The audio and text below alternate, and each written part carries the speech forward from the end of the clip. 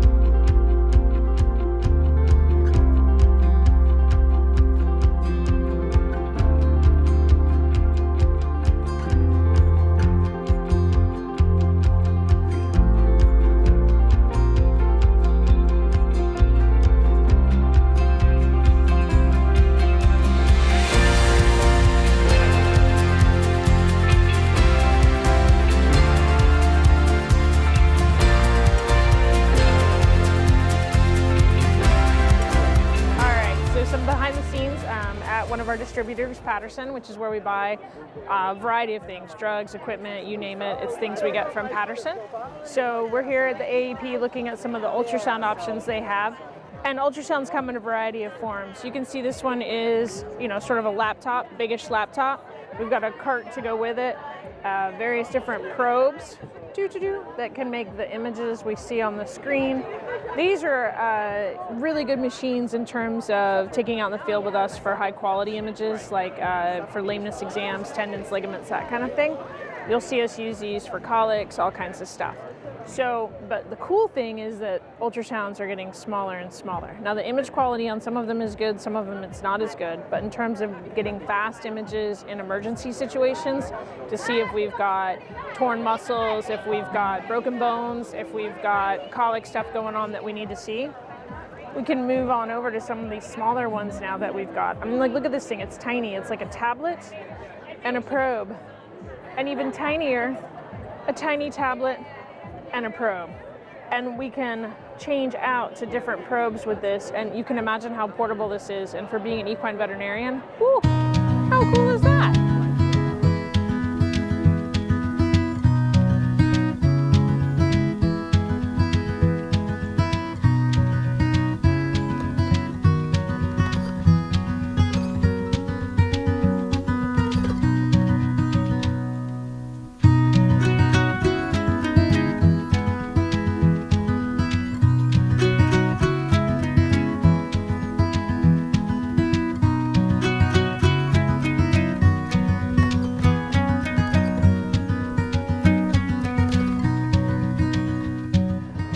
Things you don't see at other conferences are horse heads and speculums, because as you know, dentistry is a big deal for what we do to keep these horses happy and healthy for longer. So we're here at the Swiss Float booth looking at their setup basically. So to try things out, you got to have the horse head so that you can try things out. And then we've got a variety of things. So we can start on this table over here, and these are they look like ancient barbaric instruments, but they're actually a lot of the things we use to extract. These are for extracting smaller teeth like wolf teeth. Then we've got sort of the same kind of deal here, just different things for different people and what they like. These are various picks to evaluate the mouth, see what we have, and just long instruments to get into the back of that big long mouth. So again, back over here, this allows us to try out their instruments, right? Like, how else are you going to do it other than getting that float over and seeing what you've got and how it actually works in the mouth. So we've got a mouth here to try it on, which is super cool to me. They've got a variety of things that we can do. So we've got the burr disc that we can use to do most of the work we have in here. And then this is what's called an apple core, and that allows us to do the front teeth, to round this up a little bit on the sides here. And then we can also use it sometimes to take off the sharp points on the sides of the teeth.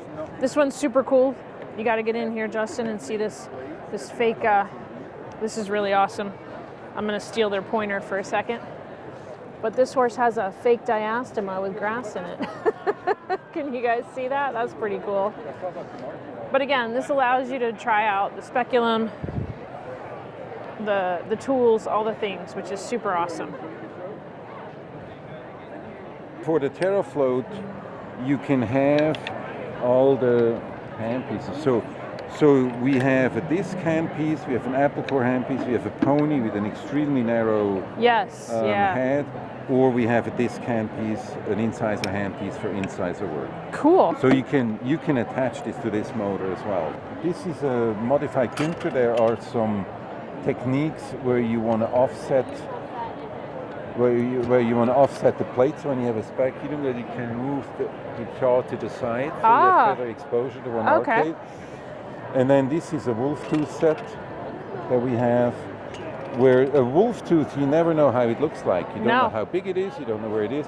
No. So you want to have different elevators that go from the front, from the side, from the outside, all the way around the tooth, and then different forceps. So that you can come from the side, or you grab one this is the same as this one, but for a bigger one. If the tooth is bigger, then you have a bigger one. You can never have too many tools. No, you cannot have. This is a little scaler for tartar removal. Yeah. So we can chop it off, or you can then, sometimes you can find, people use screwdrivers, and I don't know, I mean, this is dentistry, you know, this is not. So here we have a set where we have longer, so it's a whole set with longer forceps and elevators. The idea is that this wolf tooth, mainly on the upper jaw, you never know if you have a short one, you kind of have to be inside the oral cavity. Yeah, the angle is hard. Sometimes it does work well because your speculum is in the way, maybe you can open it up. So the idea with this is that you can actually work from the outside. So you guide it with one hand, but the handle is out here. And then we have one for the inside, one for the outside, and a straight one. And then the same for the forceps, that you can grab this from the outside, so that you don't have to worry about the speculum or how you get into it. And the nice thing about having the speculum on is that you can have all of your light and your visualization, so it makes it all easier from that standpoint.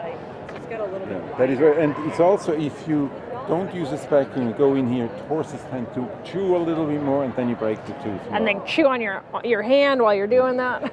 So this is something new that we have. Because if you do an extraction, you never know what you need. You never know what you need. And then you get in there and you're like, oh, I need, you know, like in particular on the older horses, that's where these come in, because you can see, like there's three, and that helps you when you have less tooth mass that you can grab onto. So it helps you be able to grab a smaller amount of tooth. Right, or depending on which tooth it is, that you may need one left, one right. Here the difference is just the size. You know, left versus right, and then smaller and bigger. Or then you have a little bit more universal one that can grab, or if it's a fragment, if the tooth is smaller. And so we have these sets. And then what happens quite often, unfortunately, is that you may fracture a tooth or a root is in there, and then you need these fragment forceps. And you never know, if you further back in the mouth, you could just simply, this one might be great, you know, to get a fragment out, but in the back, it's too long. It's too long. You cannot get in, so you need a shorter one, so you need a second. Did I mention you can never have too many instruments? Yeah. Well, thank you so much. I appreciate it. Thank you. Yeah, that was awesome.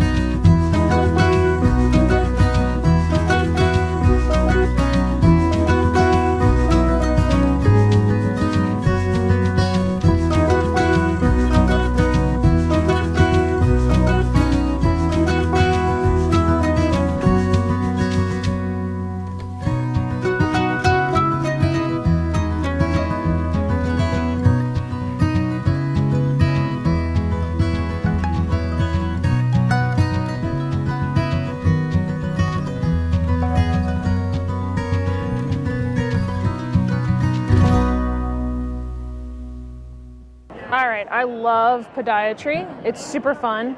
And we do a lot with soft rides for the laminitis horse. And Soft Ride has just come out with their shoe. And we'll go over that in a second. But one of the things I thought was super cool here was how they came up with a way to demonstrate what their shoes do. So they have this foot demonstrating a horse that is shod in a normal fashion, and you can try and wiggle it back and forth, but you can see like I have to, well, you may not be able to see, but trust me, I have to put more force on this to get this leg to move, versus the mild version of their shoe where you can see like, well, you can sort of see like I'm just barely touching this and it's moving in all the directions. So this is a great way for me to look and see what I'm getting for the breakover on this shoe. This is what they call their Max, which is much more of a therapeutic rehab shoe for horses with significant issues going on. And this one is super impressive in terms of what it's got for breakover. But I really marveled at the innovation they had in showing how to show us what the shoe does. So let's come on up here and we can look at some of this stuff. So we use the Soft Ride shoe a lot on laminitis horses because it allows us to control much more of what's going on inside here. So it's a boot that we can get on and off the foot, but that allows us to put various different inserts in that are soft for the horse. So the different colors tell you how soft they are. So purple is the softest, blue is a little firmer. So for example, on a bad laminitis, they would be able to have more support on the back of their foot, which they want to use, and they would be able to sink into the front a little more, which is what they want, is something nice and squishy on the most uncomfortable part of their foot. With one boot, you can change it out to different things that you want to do. So like I said, we've really liked this shoe as sort of or boot as sort of a rescue for our laminitis horses. And some of them, it's what we can do to put on and off the foot for support when they've got, significant abscessation and things like that going on in the foot, and we need to treat it. Versus something like their shoe, which is really awesome. If we attach it to the foot permanently, you can see we can't treat the bottom of the foot, and in laminitis horses in particular, that becomes important. So that is the boot, which is super awesome. And look at that. Tell me that's not adorable. Is that not the cutest thing you've ever seen in your life, little tiny mini? But anyway, Soft Ride recently came out with basically a shoe that we can use on these guys, and it's called the Soft Rider. And like we looked at down here on the feet, you can see that it really helps these guys with breakover, which is important from a mechanical standpoint so they can heal what they do. So again, super cool stuff we're finding here at AAEP.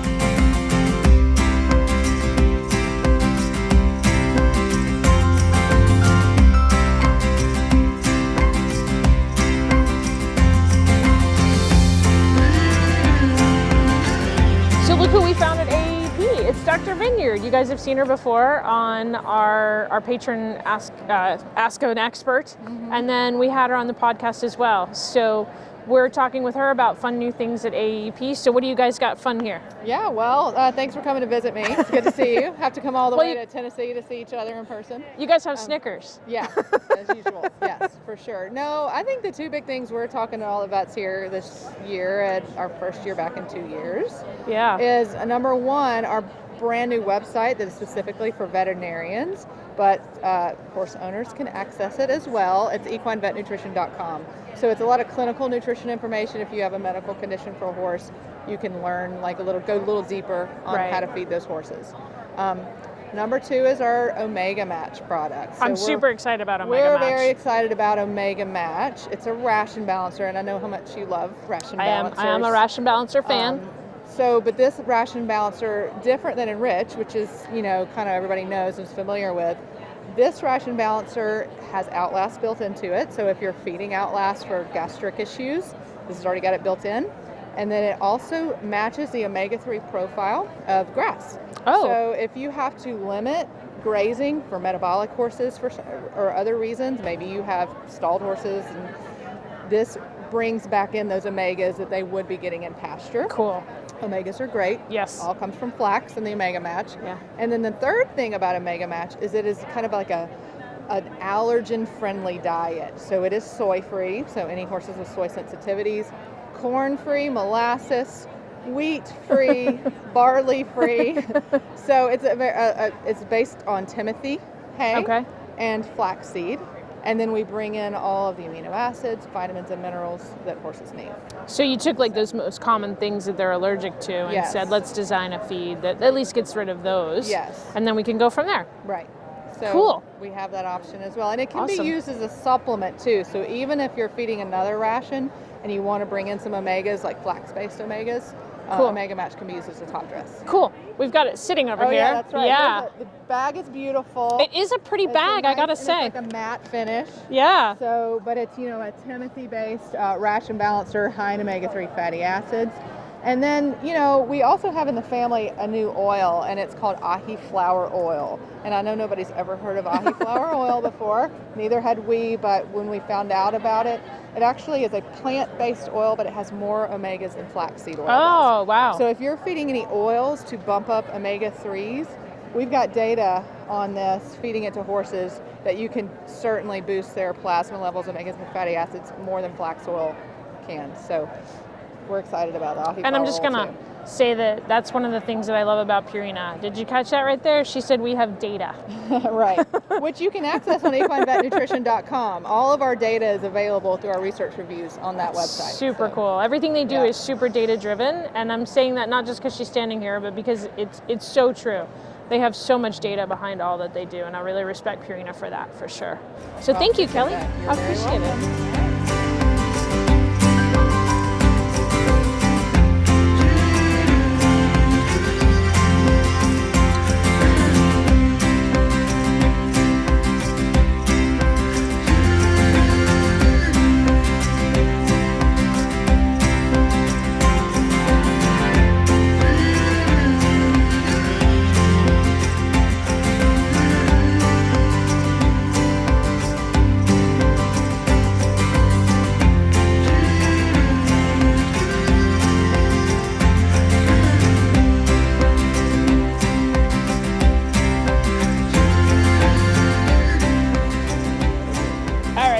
More cool things I saw at AAEP this year. This was so cool to me. This is the Equine sleeve.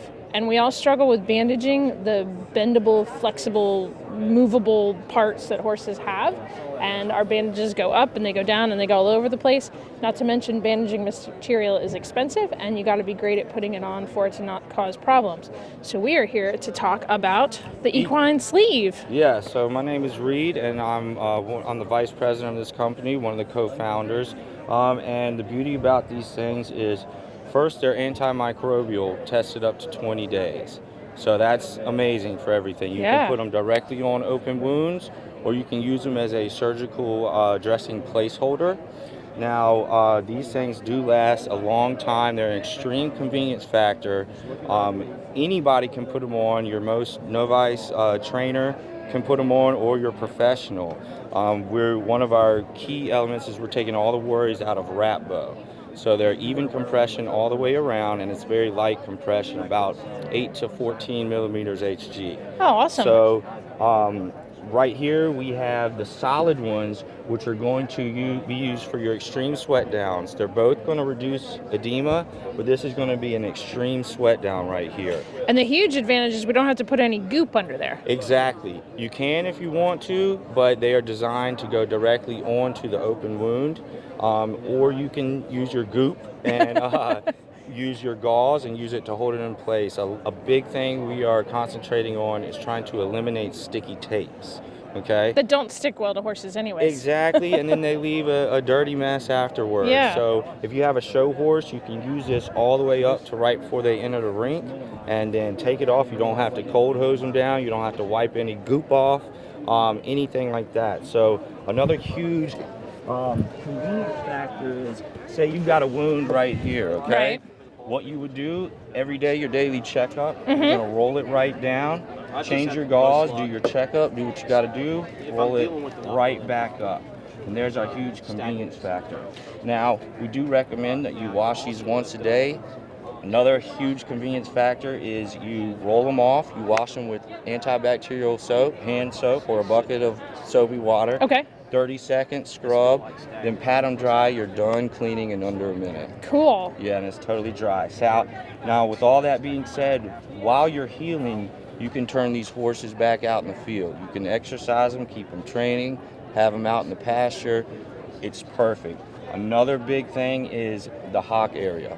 Yeah, we're going to move to the hock area, but I thought this was also super cool. We're in Florida, and so, oftentimes we'll need all of the bandage to kind of hit the spot up top, but they get so hot underneath. Exactly. So I was super excited to see an expanded option, basically. Yeah, so this is going to let your wound breathe, or your support. It's also going to reduce a lot of edema and stuff. Cool. And we do have thermographic imaging over there of after wearing it for 12 hours, you can see there's zero blood flow restriction. It actually brings more blood flow to the area, which is going to help heal it, help reduce edema, all that good stuff. Now, you got any work on humans who've stood at a convention for 3 days? Absolutely. So a funny thing is I am actually a human med rep, and the other owner is a big biological human side. This was designed and started as a human product. I would say universally the hardest spot on a horse to bandage. I mean, besides the body. Yeah. But it doesn't like to heal, and it's hard to bandage. It's a horrible combination of things. It absolutely is, and when you do bandage with traditional, you're not able to really work the horse like you should. So with these, they're totally customizable. You can cut them to length, but our key veterinarian is Dr. Brian Garrett, and when he's healing a hock, he usually cuts just a little hole right here just to ensure we don't get a hock sore, unless you're trying to heal that. You can cover it, but we usually cut that open, and they're perfect. They stay right in place. You can use them directly on the wound, or use them, like I said, to hold your gauze in place and keep your horse working and exercising. Pretty cool. That's super exciting. So, just one of the few really cool things that we've seen here at the show.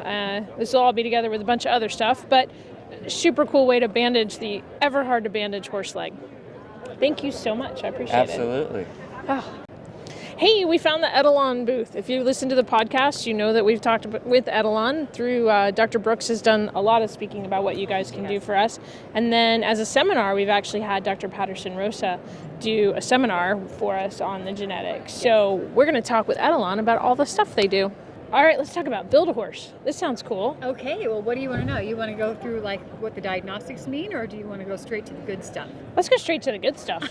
Okay, well, we'll do it from our profile here. So this is within a client profile, and this is a horse that's been tested, and you can upload your photos and your videos, and down here you've got your allele summary and your little cheat sheet that tells you what each of these genetics means. But we're horse people, right? So we need another horse.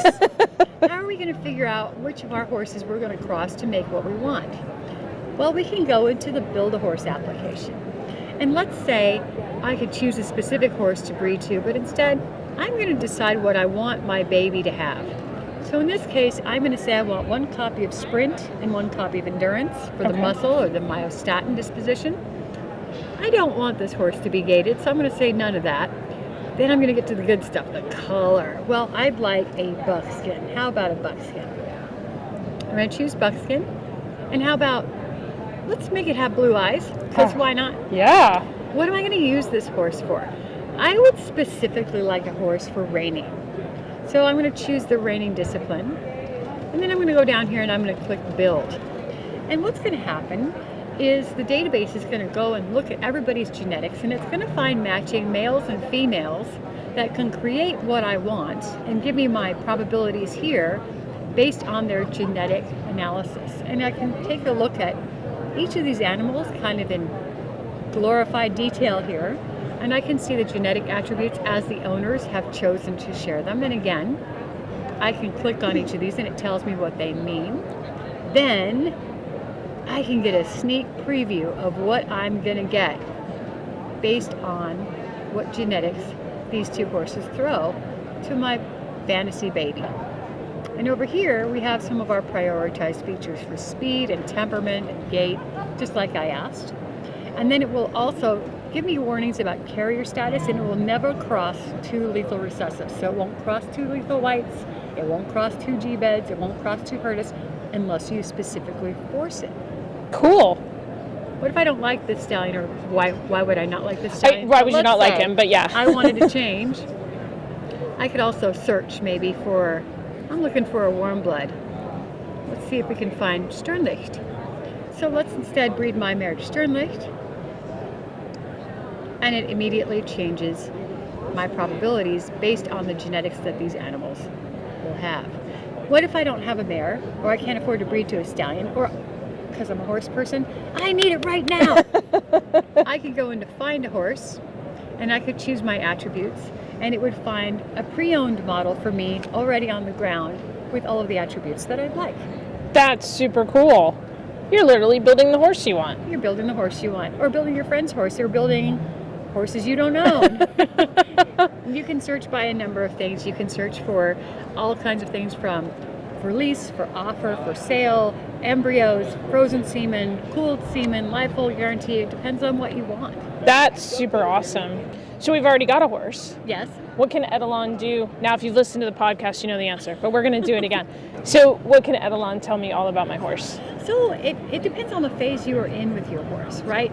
Let's say you are just going to get a horse, or you're looking at a prospective horse, then you might run a DNA profile to figure out if that horse will do what it is that you want to do, so that you don't kind of mismatch your skill set and expectations with what the horse can actually do.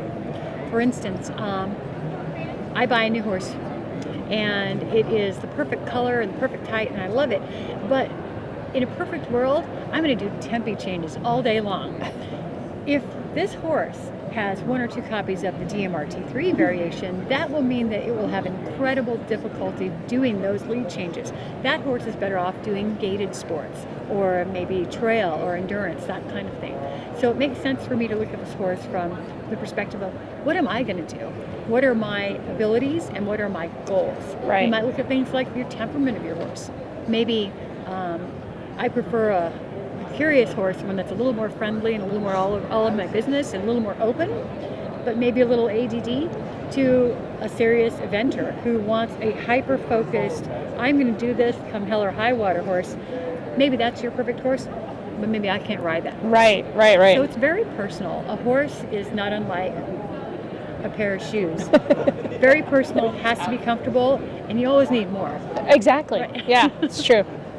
You can look at ancestry also, if that's something. Oh, wow, really? You can look at your horse's composition. If you have a horse that maybe you don't know as much about as you think you would like to know, you could look at its general composition. How much thoroughbred is it? How much Arabian is it? How does this composition compare to a known breed? Like, cool. Is it a quarter horse? Is it maybe half saddlebred? What's its inbreeding coefficient if you plan to breed or compete? All of those things matter. That's super cool. Well, I love Edelon, and we are super happy to get to see them here today. So thank you again.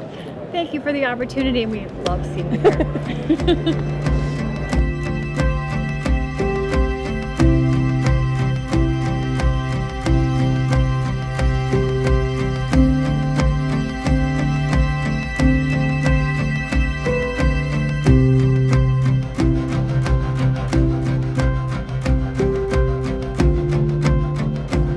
That's a wrap from AAEP 2021. We've learned a lot, we've seen a lot, we've eaten a lot, and we've definitely collected a lot of pens and a lot of chocolate from all the booths. If you got any questions about any of the stuff we saw or anything else, drop them down below, and we'll get them answered as fast as we can. Once again, thank you to you patrons. We can't do what we do without you.